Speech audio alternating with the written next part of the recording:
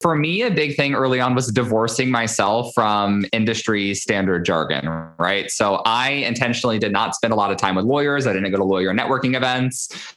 I was kind of like, let me learn what it is that I need to do for my clients, and then I'm going to figure out my own way to teach it using my own language. I often joke that when I go to like events with my husband, who's also an attorney, prosecutor, I've like forgotten how to talk like a lawyer, and that's benefited me in my business.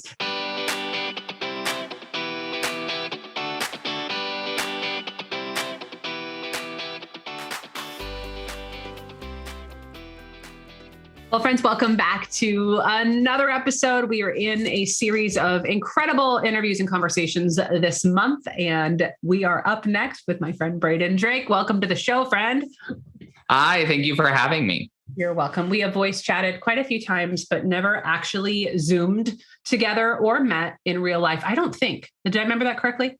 Yeah, I don't think so either. But with the amount of Zoom calls I've had, even before COVID, it's like hard for me to keep up. Yeah, I'm with you on that one. And I don't know if you feel like this. You know how in the online world you discover people, right? You start following them, or you're in different groups together, which you and I have been in similar groups for years now. But you're around people, and I kind of forget that the people that I follow, I don't actually know. And you're one of those people that I know who you are. I followed your content. I see you very active in different groups. But I have a moment realize maybe Braden doesn't actually know, it's not an actual relationship. It's like one-sided. I know Braden. I follow him. I'm very aware of who he is. But now I feel like I'm officially extending the open invitation for us to be in relationship together. Oh, good. Okay. Official start to our blossoming IRL friendship. I love that. Yes, that's a thing. That's a thing. So why don't we bring everybody into the fold? Why don't you introduce yourself? Tell us a little bit more about who you are and what you do online. Sure. So hello, everyone. My name is Braden Drake, and I am an attorney by background in education, licensed in California. I also have my master's degree in tax law. So without getting too into the weeds, I do a lot of education around what you would expect from a CPA and also a small business attorney, although I'm technically a tax attorney. So I talk about taxes, contracts, business formation. And then also recently in the past year, I've started to get into a lot more cash flow management and CFOE type stuff. So it's really all the back end stuff that most people don't think is super sexy. That's what I'm talking about in my program. Yeah, you make it sexy. I am just curious, how did you get into tax law and go down this rabbit hole of non-sexy back end content? Yeah, well, everything, if we went all the way back and did a full deep dive, you would see I seem to have a lot of dead ends in my education and background, but they all somehow kind of come full circle, right? So I started as a business major in college. I got a C in calculus, which meant that I could not get into business school. So I always joke that I couldn't be a marketing major. So I became a tax attorney instead because I was bad at math. Doesn't make any sense. But I was always really, really interested in business and entrepreneurship. I liked really basic accounting and basic economics, not calculus, very different things. So I tell people, you don't have to know how to graph a parabola to do your taxes. It's not that complicated. So that was my background before law school. I ended up being a political science major, so I was really interested in health policy. Then I went to study health law. Ended up deciding I didn't want to work in DC or do move any of the places or do the types of things I'd have to do to work in that industry. And based on a law professor recommendation, I ended up taking a tax course. Surprisingly, really enjoyed it, and then just went down that avenue before deciding on entrepreneurship. Yeah. And how did you, you worked in law this for a while, right? How did you decide you wanted to make the jump into the online space? Yeah, well, it was actually a pretty quick jump. So I never worked at a law firm. I opened my own practice straight after the bar exam. That's what I always wanted to do. And then I kind of stumbled into the online space after finding Amy Porterfield. So I listened to Amy Porterfield on Jenna Kutcher's podcast after a friend told me to listen to Jenna. And then I started following Amy. And that was about 3 to 4 months before the first launch of DCA. And I always knew that I did not want to have a large law firm. It just didn't sound exciting to me, but I don't want to work for someone else. But also I have a law degree. So what the hell am I doing? Am I allowed to swear on your podcast? Yeah, you're fine. Okay. What the fuck am I doing with my life? So really Amy sold me straight into her program. You know how good she is at that, but it really was like right fit, right time for me. So I was only working one-on-one for about a year and a half when I got into the online space. Okay. That's fascinating to me.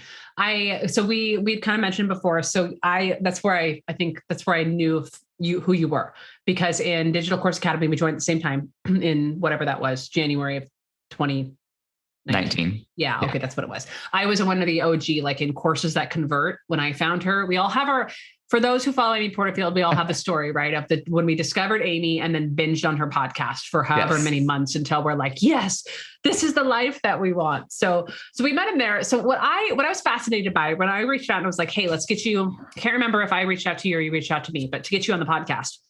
We were chatting the other day around like, hey, Braden, what I don't want to talk about is I don't actually want to talk about the taxes and all those like technical things. It's fine.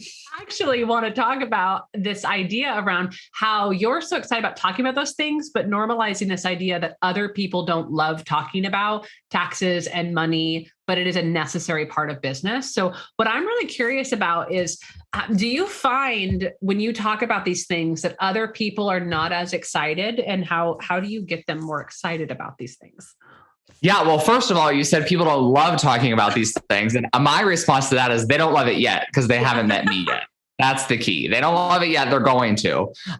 Interestingly, I find, because I know how my own audience responds to my presentations, right? Obviously, they have to have a certain level of wanting to do the thing to like sign up for my webinar or whatever. Yeah. But what's been more interesting, or what I think is really interesting, is it's usually like other podcast hosts and other educators who are like, I don't think my audience is going to like that. So especially if they don't know me, they're hesitant to have me on. But the other thing I find fascinating is oftentimes it's newer podcast hosts. It's like it seems to be people who like just gotten into the industry. They're like, I don't see how you can help my people. And I'm like, well, I'm not going to like sell you on having me on. But I was like, you'll get around to it in a year or two. You'll see, and you'll invite me back. I don't think I answered your question. Oh, but I love actually where you're going with it. Let's go down that pathway for a moment, because you enter this interesting thing, right? Where, so a lot of people have podcasts or they host some kind of thing and they become the gatekeeper for their audience. But a big part of that online is inviting guests. And there is an interesting thing where hosts sometimes filter out information because they assume that it won't be relevant, but they kind of overcomplicate it. So actually talk about that a little bit more around this idea that the idea of like money piece. So it sounds like you have gone on and talked about those things before and people are interested in it. Yeah. I like the way how you said people gatekeep their own audiences. I think we all do that, right? Yeah. So I remember when I started my own podcast, I like absolutely did not want to have anyone that I could view as a competitor on my show. I think a lot of that was just like my own problems. I thought, well, then my audience is just going to go work with them. So I had no attorneys, no accountants. And then it took me a long time to realize that there are people who could bring a lot of value to my audience on specific issues I didn't know. And my audience isn't going to unfollow me. They're just, if anything, they're going to go follow a second person. Right. So I think it's interesting. Yeah. But also, it's like none of us, when we're pitching ourselves to other people's podcasts, it's like, we're going to send in the pitch. And if they don't see the value in our pitch, we just gotta move on. We're not going to try to sell them on it. Yeah. You don't want to be on a podcast, right? If somebody's not excited about talking to you about your topic, right? What's the right? And I've done that before, and they're the most like awkward, stilted conversations because you can tell that like they don't really want to be there, and if they don't want to be there, then like their audience is not going to have that much fun with the episode. Yeah. You got to be equally excited and passionate about the topic. So let's talk about you talking directly to your end audience, which you said you work specifically with online entrepreneurs, or do you work with all entrepreneurs? So my specialty niche is actually working with creative entrepreneurs. So I work with a lot of online entrepreneurs just because we're peers, right? But I've started out and primarily am most well-known in the wedding industry among wedding planners, photographers, floral designers. And then also I speak on a lot of interior design podcasts, graphic design. And then that kind of bleeds into like business coaching and like life coaching as well. So a lot of service providers. How did that, because I noticed the photography thing. I had seen that in some of your content before. How did that niche come around? Like of working specifically with a creative entrepreneur? Did you have like an in that industry, or yes. Was that just who you attracted, or? Yeah, kind of. kind of had an in. I created an in. Let's put it that way. So while I was waiting for my bar results, I got a part-time job at West Elm because I wanted to buy all their furniture. So I thought this will be a great place to work. Turns out you can't buy that much of their furniture when they pay you $11 an hour. Story for another day.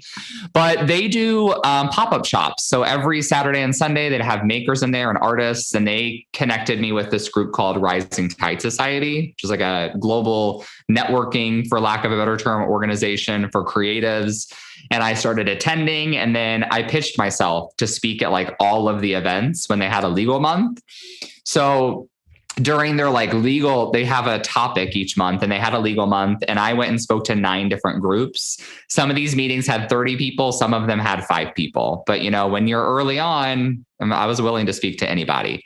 So that's how I first got my foot in the door. And then I started getting connected with educators in that industry who would have me come on their platforms. And that kind of expanded people's awareness of me in that market. And then obviously I got connected with a lot of designers at working at that store too. Yeah. Oh my gosh. I didn't know that story. I was always kind of curious around the wedding piece, but I love the fact that you're like, get me in front of them. Let me start speaking. So you started doing that a lot. Have you always been comfortable in front of audiences and speaking? You're like, throw me up in front of the room. Yeah, pretty comfortable. I mean, I think we all have some imposter syndrome bullshit when we start, but I mean, you give me a microphone and put me in front of a group of people, give me a captive audience, I'm pretty happy. So yeah. And I mean, in college, I loved my public speaking course. I really enjoyed that. And then in law school, I was on a traveling negotiation competition team. So we do like mock negotiations in front of a judge panel. So that was always my favorite. I'm envisioning, was that from Mean Girls with the mathletes? Was that the same movie? Yeah, I'm envisioning that, but like lawyer version. Did you guys have matching outfits? Yeah. So me and my partner, Amy, she's back in Boston now. We were in 2014, the National Environmental Law Negotiation Competition champions. And we got second place at National Sports Law Negotiation. Okay. So, fancy. And look where you are now. Look where I am now. Yeah. The most use that's gotten me is like I negotiated my husband's car deal when he bought his new car 2 years ago. And I fucking loved every minute of it. And he was like, go crazy. Good skill to have. It's a really good skill to have. Okay. This is hilarious. So did you ever find it? But I hear a lot, especially from entrepreneurs that have more technical expertise. So I've worked with a lot of doctor backgrounds in the financial industry, all these different things, right? And there comes this point where when someone's speaking to an audience, how they notice they're talking about something so technical that the audience starts to glaze over, and they're like, you make them work really hard, like to understand it. How did you figure out how to talk about something so technical, if you will? How did you decide to, like, not only do you do a good job at it, but you actually make it fun? I mean, when you look at the name of what your podcast is and the other things that you have, like, you've put personality behind it. So can you talk a little bit about that? Yeah, well, I mean, that's part of the thing, right? First of all, I'm really big into like branding and naming my programs and making it fun, right? So that you gotta like lure people in that way. Yeah. And then also for me, a big thing early on was divorcing myself from industry standard jargon, right? So I intentionally did not spend a lot of time with lawyers. I didn't go to lawyer networking events. I was kind of like, let me learn what it is that I need to do for my clients. And then I'm going to figure out my own way to teach it using my own language. I often joke that when I go to like events with my husband, who's also an attorney, he's prosecutor, I've like forgotten how to talk like a lawyer. And that's benefited me in my business. If I have to go to court though, you know, they're going to look at me like I don't know what I'm talking about. So that's the first thing. It's just using common language, because anytime you're in an industry, you're going to pick up industry lingo that other people aren't going to know. And yeah, I think I answered that one. Yeah, maybe. No, you did. I think that the industry piece, I think a lot of times people don't even realize they're using it. Do you have any tips for anyone who's maybe struggling to use normal language, as you said, like everyday speak? Is there anything that you've noticed that works? Yeah. I mean, first of all, if you're talking and you notice that people's like eyes are glazing over and they look like really confused, then ask them, say, oh, it looks like everyone's a little bit confused about this slide that I'm on. Like, I'll literally do that. Like, what's tripping you up? And they'll say like, well, I don't know those 5 words that you just said, or they'll just be like, I'm stuck on the math. I'm like, all right, let me rephrase it. So I really like to teach by analogy. Like when it comes to legal stuff, I talk about how layers of legal protection are like layers of clothing. And I talk about a magic bubble of protection for LLCs. So I teach with a lot of analogies. That's really helpful. But you got to you just got to pick up social cues. If people are getting lost, then you got to fix it. This is why As like an ADHD entrepreneur, I've recently learned that my attention span oftentimes is only as good as like the person's ability to talk and educate that I'm listening to. So in college, I would always say, if I get bored and start doodling in class, that's not a me problem, that's a professor problem. So I like to take that energy into my own online teaching. Like if people are jumping out of my webinars or they're leaving my trainings or they're walking out of my live talk, I got to figure out like how to be better. Okay. I love that. I love that approach. I think there's this ego tied up a lot with entrepreneurs, right? That it's like, I'm following the process. Like it's my room. How dare people show up late or they don't show up? And I'm like, dude, it's their time. They get to do whatever they want to do. And we got to adapt. So here's my question for you. This last 2 years has been very different in terms of how we educate. Well, we've always educated online, right? But that in-person picking up social cues element that you're mentioning, that has drastically changed now with virtual stuff. So how have you been able to adapt of picking up on those cues when people aren't engaging? Like, how have you adjusted? Yeah. So just for example, I'm in launch right now this week. So on Monday, I did my webinar and I ask everyone at the beginning of the webinar, this is exactly what I say. I say, hello, everyone, welcome. You are not required to be on video for this webinar, but I would love it if you would turn your video on. This way I can watch you all as we're talking. I can tell if you get bored. I can see if you're nodding. And then I would say about half of the people turn their video on. And then I make my slides fairly small and I try to have at least 15 faces in my Zoom screen so I can just watch as we're talking. It was actually funny. Someone sent me a text the other day, a photo of a woman that fell asleep on one of my trainings. I'd like to chalk that up to just her being very tired or like maybe having young children, but who knows? But for the most part, then I can tell, all right, you all look very confused. Let's pause, or you look bored. I'm going to fast forward through this section, that kind of thing. And then that's, especially once you get to the sales section, it tells you a lot because you can tell if people are still engaged or not. Yeah. Are they on the bus? Like, are they traveling with you into this next round where you're going to invite them to pay? I think a lot of times, you mentioned imposter syndrome before, right? I think a lot of times I noticed that a lot of the entrepreneurs I work with, right? Maybe they don't have a big background speaking, or they've done speaking in their corporate careers and now they're trying to figure out this new thing. I think there's a lot swept up in the expert status, like feeling like when they show up, they have to know all the things or say the right things or get it all right and perfect. What you're kind of talking about is kind of calling out the elephant in the room around like, it looks like you're not getting it. Like being able to ebb and flow with an audience. Can you talk a little bit about, and I don't know if you've experienced this, around this feeling like you have to be the expert, therefore like perfect and polished when you showed up versus just being totally real? Yeah, well, a lot of that also comes down to your personality, right? So we can use Amy as an example because if a lot of your listeners probably know who she is, but you can already tell Amy and I have a totally different vibe. Obviously, she has a multi-million-dollar business, so I'm not like comparing apples to apples here. You got a different bank account vibe too. Right, different bank account vibe. But she's very polished. She's very buttoned up. She's very scripted. She is very scripted. You can tell if you've ever done an interview with her. And that's not a bad thing. That's how she likes to operate. She doesn't really like to go off the cuff. Right. Whereas I'm kind of the opposite. I don't like to be too scripted. I think it makes me sound stilted. So I think people got to figure out what's your persona? What's your personality? Like, what is your presenting persona? A lot of my students will tell me that they like that I don't edit my course videos. They're like, it's like you have live bloopers in your course videos. And it makes me laugh and it snaps me back to attention. I do the same thing in my master classes and my webinars. I'll have people unmute themselves to ask me live questions rather than doing just like a standard like webinar where no one talks. And for me, that just helps keep it more engaging and more interactive, and it keeps everything moving.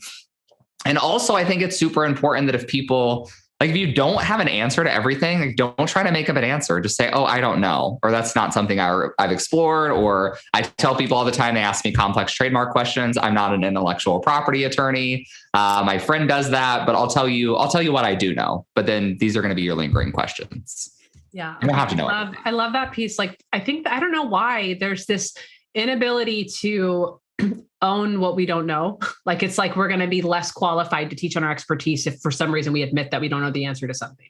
I actually find that very endearing. I love the whole, like, we're all making it up as we go to some extent in areas of our business. So own it, because they sure as heck know that. All right, I want to talk about, this is going to be the weirdest, most specific question, but I remember seeing, this is going to sound like I'm a stalker of you online, which I don't know. I appreciate your online content, Braden. So here we go. I remember you posting something, two things. You wrote a book. What was that, a year ago? You published a book? Yeah, last October 2020. Okay, I want to talk about this first. So one, what was the motivation behind writing a book? This is like the worst answer, right? But I just always wanted to write a book. So I was like, now's as good a time as ever. And my book coach hates it when people say that. But I created a signature course called Unfuck Your Biz. And I was like, let's write an Unfuck Your Biz book. And I hired a book coach and we did it. A fun little 3-month project. We got the book out. Okay. Here's what I wanted to ask about it, because this was the thing that I remember so clearly. I remember you posting and saying, hey, I have some incredible reviews of my book. And then you posted pictures of your mom reviewing your book, your sister reviewing your book, your husband reviewing your book. And it was like the most honest, shameless, like, hey, my family's promoting it. Here's my own review of the book. And you were asking people to do it. And the reason why I saw that is I remember when I started let's say my Instagram, for example, I used to have to go on my personal Instagram and answer my own business Q&A stickers to create content to be able to engage. And I think that, and I talk about it openly all the time, but I think there's this, people don't want to have this layer of being scrappy and asking family and friends or asking people to promote their stuff. And I love the fact that you made that part of your marketing. Oh, so, all those testimonials were made up. None of those were actual quotes. Well, okay. But the concept of it, it was I just died over it. Yeah, because I'll share with you some of them. So it was all basically a joke, right? So I was announcing my book and I wanted the stories to be really engaging. I wanted people to send me laughing emojis because if people are engaging, then I'm going to get more eyeballs on it. Yeah. Yeah. So the testimonial from my grandma, the book again was titled Unfuck Your Biz. Grandma's testimonial was, I don't really like the title, but I'm proud of my grandson. And then from my best friend, I put I'm probably not going to read it, but I bought it to be supportive. And it was 2 out of the 10 testimonials that I jokingly wrote. They were all jokes and they were hilarious. Yeah. But I don't know. I just love how you approach that piece where it wasn't out of the gate where it was so serious, right? Of look at this bestseller or look at this big thing. I don't know. You made it very fun. You kind of made fun of your own launch in a way. I don't know. Was that just a random idea you had, or was that part of a strategy? Yeah, it was really random. I was like, all right, how can I make this fun? I was like, the reality is, I had 5 beta readers who read the book and they all gave me testimonials. And then Amy gave me a testimonial. Natalie Frank wrote the foreword. So I had a testimonial from her. And I was like, I think it looks, the thing, I have my own thoughts about when people do launches. I'm like, okay, clearly you gave this thing for free to 3 of your friends and they're going to write nice shit for you. I was like, you can see it from a mile away. So I was like, let's make it fun.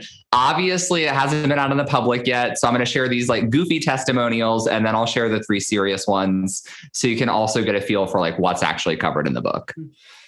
So I get a really good sense that you have a very consistent personality outside of your business as in your business and online. Is that true? Yeah, I think so. Yeah, I'm definitely, there's really, I probably couldn't act a different way if I wanted to. So, yeah. Well, do you have any advice? I think this is one of the things you mentioned earlier. You said that from the beginning, you're like, I'm not going to follow the norms around what we're quote unquote supposed to do in the online space. I'm going to do it my way and do it differently. Do you have any recommendations for especially newer entrepreneurs that are maybe first trying to figure out the webinar framework, or they're trying to figure out their online business structure and they're feeling conflicted because it doesn't feel in alignment with their normal cheeky personality or their normal whatever personality, right? Do you have any advice for someone who's kind of back in that questioning the mold? Yeah, it's interesting because I think there's two different approaches you can take, and there's merit to both of them. And I think both of these are correct. So it's kind of choose your own adventure, right? So option number 1, it's just be yourself. That's the cliche, obviously. Just be yourself. Your people will find you. And it is a cliche, but it's cliche for a reason. You're going to be yourself and you're going to find your people. Okay. But also I'm a big believer. I like to have a mentor. That's why I took DCA. I've taken a lot of other courses. And I also really think use someone else's framework, implement it 100%. So Heather, if you're teaching webinar framework, take that, implement it. to the T the first few times. And then as you evolve with it, you're going to infuse kind of your own things into it. So the first way I learned how to do webinars, I still probably use 75% of that framework. But it's interesting. I was listening to your last podcast talking about how it can come off as stilted. There are some slides I've eliminated because I'm like, I've done this 4 times. There's no way I can use this slide and like make it sound authentic for me. So I've deleted it. But for the most part, I use most of the framework. So this is kind of like be yourself, but also like it's good to follow people who know what the hell they're talking about. Yeah. Well, the analogy, see, I do metaphors all the time too. One of the things I think about is like, think about back when people start riding a bike and they use training wheels. Right? You got to figure out the whole balance thing. But at some point, those training wheels, you pop off and you're like, okay, I got this. I think a lot of times in those templates for webinars, for example, there's slides designed there to be the training wheels so that that part of the webinar is not so awkward, but it does feel very constricted. So if you pop off the wheels, you figure out your own way to do it, and then you're good to go. Like when it comes to the bonus stacking, that's one that always drives me crazy. You know, it's like this thing valued at $1,000 and this thing. And like everyone knows that most of that's bullshit, right? Yeah. So when I do my webinar, I'm like, look, this thing is valued at this because I've actually sold it. Like I've sold it for $500 on its own. It's included in this program for free. But then on my slide, that's like twice weekly Q&As with Braden. And then it says value. And I think my direct quote was, honestly, it could be whatever you want to call it, but I would value it around about a lot. And then like people laugh on the webinar and then I go to the next slide. You know, it's kind of arbitrary. I tell people, I'm like, one-on-one, I bill $300 as an attorney. This isn't one-on-one, but you do get a lot of Q&A time with me. So, you know, you're kind of infusing your own personality and you're being honest, right? Like, I think this program is very, very valuable, but I'm not going to tell you it's like a value of $10,000 and then sell it to you for 500. Like for me, that's what feels good. I agree with that. And I hear that a lot from people, specifically that value stacking, right? It feels weird because they're arbitrary numbers. And especially if you're serving a fellow entrepreneurial audience, everybody has that same kind of like, meh. So you can be cheeky and you kind of call out, this is where I tell you, this is valued at $18,000. You can make fun of it if that's part of your personality. Yeah, I even had, on one of them that I did, I had a ShamWow, like a ShamWow meme. And I was like, but wait, there's more. And it was like the meme. And then I went to the next slide. I thought that was fun too. Oh my gosh. Okay. I love that. Okay. I have another question about one of your programs. One of the things that I saw you did that I wrote it down on my idea list, I'm like, I got to ask Braden about that later, is you have a course workbook. And it's like a legit workbook that I think it's one of your bonuses that people can actually get it printed in the mail. And it's like a fat stack yes. book. Can you talk a little bit about how that came to, like, what it is, number one, but then how you decided you wanted to like do it in physical person type book, not just a digital one? Yeah. So we call it our course textbook, and it legitimately is about the size of a college textbook. So this is for my signature program, Profit RX, is 2 parts, modules 1 through 5, and then modules 6 through 10. So the part 1 textbook is 480 pages, but there's a lot of workbook pages. But where I got the idea from this is I do a lot of online courses. And one of the things that drives me crazy is having like all the different PDFs. It's like so many PDFs, and I download all the PDFs and I put them in a folder. And then what I started doing was I started combining all the PDFs into one document so that I could download it on my iPad, and I had them all there. Mm-hmm. Because for me, it's just, I can't manage that many different documents. So when I created my program, I was like, all right, I'm going to do the combining for you. And I know there are reasons that some educators don't like to do that because they think having it all in one is overwhelming. I kind of think the opposite, but that's just me. And then I was like, well, if we already have it in one document, like, why don't I just print it? So I created a printed version for myself. And then everyone's like, that's super cool. I want one too. So what I do is on my webinars, the live sign up bonus is the textbook. The reason why I like to do that is because it costs us about $25 to print. So I tell people, I obviously like getting people to sign up live on my webinars, but I don't want to pressure anyone into making like a serious financial commitment in order to save like $1,000 or whatever. So like, if you don't join now, we have instructions on how you can order this on your own. It's going to cost you about $30 after shipping. But if you do join now, we're going to mail it to you directly and you'll have it within 5 days, which is really exciting for people. Yeah. Okay. Well, you covered a lot of things in that, right? But you figured out an annoyance of how you would take courses, right? How do you solve that problem? But the other piece around the fake urgency piece that happens a lot of times with what's called fast action bonuses on webinars, where it does pressure people into buy, which there's good things in that. But I also love how you're doing a way where you're telling them you're not making it unavailable. They can do it, but they pay for it later. And I think that really puts choice, right? Somebody can be like, oh, I do it now, I get something for free, or I could do it later and spend a little bit more time. I just pay more. Like, I love that idea. Yeah. And I also like to tell people, like, I want you to sign up live on the webinar because it's really fun for me. And I think it's exciting and we're going to cheer for you if you do it. So we're telling people, it's kind of like when you ask someone to fill out a survey, you're like, you're doing me a favor by like doing this. And people just like to do that. They like to make other people feel nice, but it's like, it's not the end of the world if you want to wait 2 days, if you need to talk to someone about it, if you need to look at your bank account. That's one thing I like to do. And then the other thing I'm personally really big on is when I promote my webinars, I like to tell people there's going to be a sale at the end. And this is approximately how much my program is going to be. So that way, if they think that they might already want to work with me but they're not sure on what all the details are, they're at least like prepped for what the price point is going to be.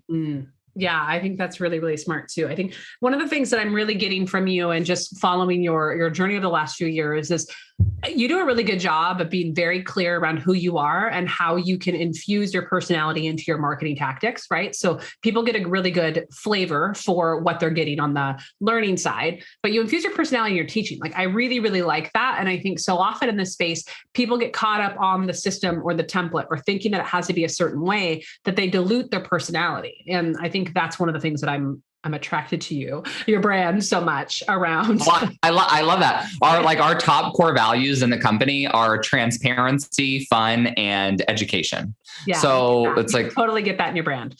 Good.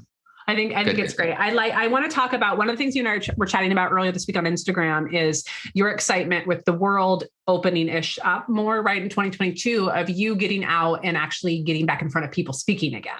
Yes. So tell me a little bit about what that looks like for you this next year. What are you hoping for? Well, I don't really know yet. That's half the problem is why we could use a little bit of your help on that. But I was just at a conference called Wedding MBA last week. So pretty self-explanatory. There's about 3,000 to 4,000 wedding professionals there. And I had a booth like on the trade show floor. And I did like, along with my booth, I got to do like a 10-minute talk on one of the mini stages. So for next year, I'll be pitching myself to be on one of the big stages. I should be pretty likely that I get one of those speaking spots because I'm friends with a lot of the other speakers and they're all going to like recommend me.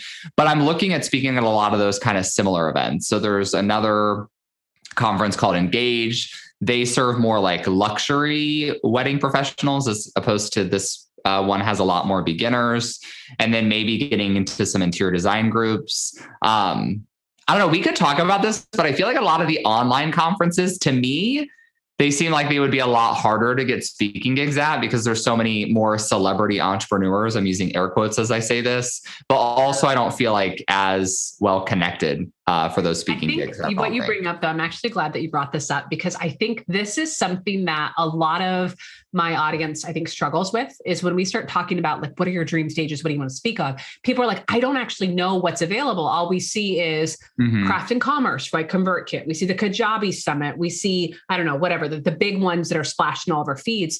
And those are, quite frankly, celebrity style stages where either you know someone or you are a high affiliate for that person's program or tool, you get tapped for it. It's not one of those things that, I don't know, I don't personally see them taking a lot of cold pitches. Could be different. But I think what you bring up is there are so many conferences and events that are not the online industry. And that's really where speaking comes to life. The question for people you have to ask is where your ideal person is. If your ideal person is specifically an online entrepreneur, we got to think differently. But if you serve, like for you, creative entrepreneurs, photographers, interior, like where else are they hanging out? Those kind of industries and stuff work. Yeah. Yeah. And I've like to this day, I've never turned down a speaking gig. Like one time I drove 5 hours to talk to 4 people, but I ended up getting like 4 or 5 clients out of that through referrals. So it's like, you never know. And I'm a big believer that you can't ever substitute the value of in-person connection. So whenever I'm a huge extrovert, so that helps a lot. You're not going to probably want to do this if you're introverted, but whenever I go to these things, it's not only speaking, it's the after I'm done speaking, if this is a small group, I'm going to invite everyone to lunch. Basically, it's like, how much FaceTime can I get with all these people while I'm there? So it's that aspect as well. It's not only the speaking, it's talking to people before and after and connecting. Wedding MBA cost me like an arm and a leg, and I didn't make my money back in live sales while I was there. But what I told my friend was, I mean, you never know when one person you meet that week can become a $5,000 affiliate. Mm-hmm. I think that's the thing, is like, not only can you be there attracting customers for your online programs, right? It's that strategic relationship from the event organizers or like other people on the floor that can become affiliates or some kind of strategic partnership down the road. Mm-hmm. That's what I think a lot of times people lose sight over, is those more strategic relationships that aren't just necessarily, I got a course sale or I signed a client. There could be something there. And it's interesting you bring up the extrovert introvert thing. Most people are surprised when I'm an introvert. So the idea of all the social stuff kind of exhausts me a bit. However, when I think about the getting to know people and building more strategic relationships, that's where I'm like, you got to do the lunches. You got to do the coffee. Yes. You got to do the in-between, or talk to people in the coffee line in between the conference. That's where you have the most fascinating conversations and you establish those connections. It's typically not on the stage. Yeah. And I think I feel like this is such a misnomer, right? And you probably have talked about this already, but I don't think being an introvert is not a disadvantage when it comes to speaking. I don't think. It's just that when we go to these conferences, and if you and I go to this conference together and we get invited out to lunch, for me, like, I'm no longer working. That's just fun. And I can't wait to chat with everyone. Whereas some of my introverted friends are like, I mean, I probably should, as much as I want to go take a nap or just like be zen in my hotel room, I probably should go. And that's, for me, that's the difference. You 100%, you just nailed it, where I know I'm going to have fun. It's going to be like, it's work, right? But it's also, I know I'm going to have fun, but I would rather go back to my room, take my pants off and order room service and eat in my bed, like in the comforter with the food on my blanket. Like, yeah. Maybe that's weird. I don't know. I also think, okay, I want to do some lightning round questions. This is something new we're doing on the show. So I'm going to ask you a series of random questions, seemingly random. They're mostly speaking related, but where's your favorite place you have ever spoken on a stage? Oh, I don't think I've really spoken on any stages. Well, I spoke on it event-wise. It doesn't have to be like a real stage, right? But a stage, right? A place where you've spoken. Yeah, I'd have to say last week in Las Vegas, because it's like first really big one I've had, and it's been so long since I've seen people in person. Which hotel was it at? So the conference was at the convention center, but we were staying at Park MGM. Yeah. So, fun fact, my first giant conference that I ever planned, I used to do corporate meetings and events, was at the Sands Convention Center in Las Vegas. So fun fact there. When was the last time that you experienced some kind of like nervous energy before speaking in front of a group? I don't know. I can't tell you the last time. I will tell you the only time I feel like I've ever been very, very nervous was I've worked on all of one litigation case since I started practicing, and it was for a friend, and I had to go to one court hearing and I had no idea what I was doing. So that terrified me. Because speaking in front of people doesn't bother me, but I was like, this judge is going to embarrass me in front of all of these people because I don't know what I'm doing. Okay, relatable. I mean, kind of relatable, but none of us know that. But like, literally, I was there basically to like schedule a calendar thing. So I was like, just to give dates. It wasn't that. What entrepreneurs are big on learning? What books or podcasts are you super into right now? So I love. Do you know Claire Pelletro's podcast? Yeah, I just recently started listening to it. Nice. So I love Claire's podcast. I actually just interviewed Claire for my podcast 2 weeks ago, so she'll be coming on. But I love Claire's podcast. Books. I love Atomic Habits. I love Traction. There are a lot of books I really like. I haven't read any super recently though. Okay, cool. What's something totally weird about you, that people would be surprised to learn? Well, I'm training for Ironman triathlon. I don't know if I'd call that weird, but I used to post about it on my Instagram a lot more, but my followers literally don't care. So I more or less stop posting about my 3-hour workouts every day. Yeah. That's 3 hours every day. I mean, just about. Yeah. Is that what you spend your time outside of entrepreneurship doing? Is that's your big hobby right now? Yeah. So like yesterday I did an hour on my Peloton at lunch, and then I did a 6-mile run before my CrossFit class. So like that was my workout yesterday. Just another Thursday. Yeah. I'm training for my 4th Ironman. So it like requires a lot of training. Yeah. I mean, I did crazy things. I did the 75 hard challenge earlier this year. And so I get it. Like I'm not having an Ironman thing, but I will be running a marathon before I turn 40. That is my goal that I have in my mind right now. I'm running out of time on that one. So, okay. We'll have to connect on that because I'm doing a marathon in February. I started my training. Okay, cool. I'll learn all from you and then I will start training. Okay, we've kind of gone over the gamut here. I want to give you a chance, though. We didn't do is actually talk today about taxes and legal stuff and the stuff that you actually teach on. So for those who are kind of interest piqued and they're like, "Oh, I'd love to learn about those kinds of things from someone who sounds like a fun, real human," that would make it interesting. Can you just give a little snippet of what you do teach? And I know you are in launch right now, and you have some free training now. Can you just give us your pitch on that, if you will? Sure. Well, first of all, I'll say if you want to follow me, you should go subscribe to the Unfuck Your Biz with Braden podcast. Make sure you put the asterisk for the U. By the time this episode releases, we should be at like episode between 205 and 210. So there's more than enough tax and legal content for you there. My signature program is called Profit RX, your prescription to build a healthy and wealthy business. And we really go from A to Z, from business formation, LLCs, S Corps, how to put yourself on payroll, how to automate your tax savings, insurance systems, personal finance, intellectual property. It's a lot, but it's very, very fun. And yeah, that's the program. It's a monthly membership. Yeah, cool. Okay, so we'll link all to those in the show notes. But I think it's one of those things. I think a lot of entrepreneurs, we get on the like idea train, on the creative train, and we start moving, right? And then there's a lot of questions that start coming up around, are we building a really solid business? Do we have our basics covered? And I love that in your content, you really cover that. So definitely highly recommend binging the podcast. Following you. Is Instagram your favorite place to hang out? Yeah. So if you want to actually chat with me, Instagram's the best place to go. My Instagram is Braden, Braden, Adam, like the biblical figure, and Drake, like the rapper. That's my full name. The rapper. Perfect. We'll link to that on there. I really just enjoyed chatting with you. Thank you so much for just having a free, fluid conversation today around the journey of entrepreneurship and speaking and random other things. This has been a lot of fun. Any other parting words that you have for entrepreneurs that are listening, who are trying to figure out how to just be more themselves online and venture in this whole journey of onlineness?